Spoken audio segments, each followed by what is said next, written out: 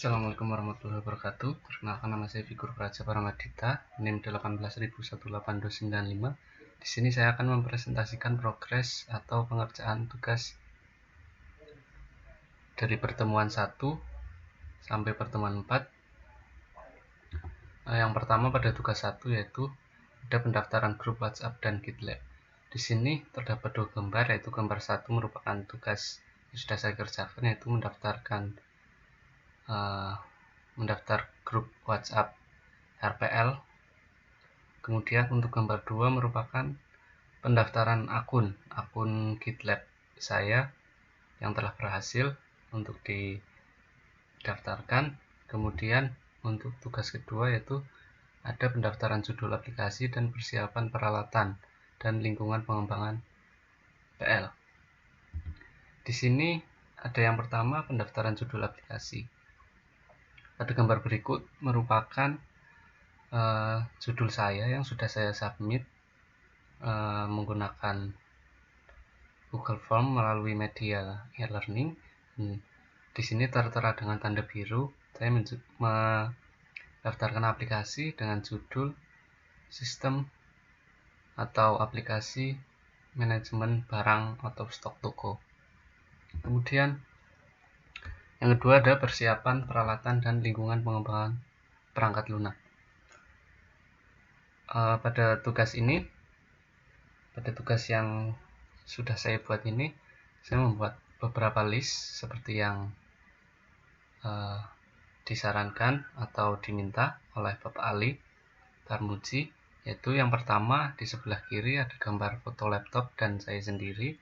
Kemudian di sebelah kanan atas terdapat screenshot spesifikasi laptop yang saya gunakan, yaitu diantaranya dengan prosesor i7 Intel Core, kemudian ada RAM dengan 16 GB.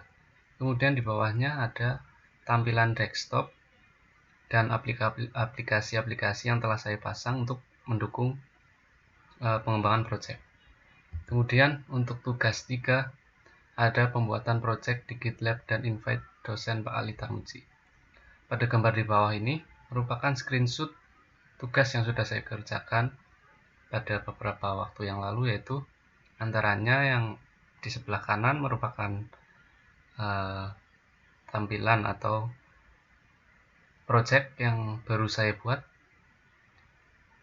yang berjudul sistem manajemen stok barang toko. Kemudian yang di kiri terdapat gambar yang menunjukkan panel project, yaitu di bagian project member, dan di sini saya sudah melakukan invite kepada Ali Tarmuji sebagai developer, dan di sini sudah tertera dan sudah masuk ke dalam project member.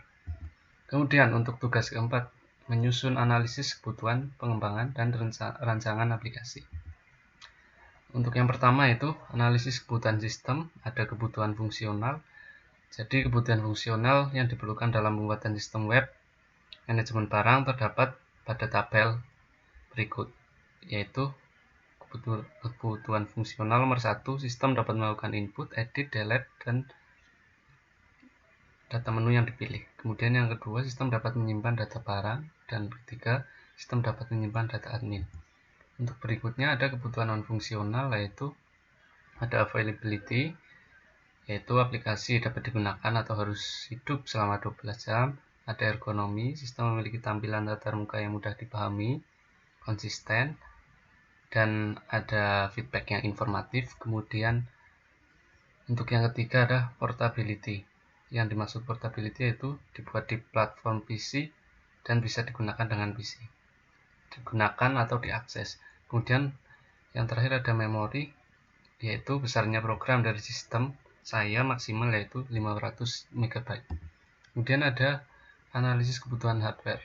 Di sini yang pertama ada analisis kebutuhan hardware untuk developer, yaitu yang pertama laptop minimal dengan RAM 8 GB, ada mouse dan ada keyboard eksternal.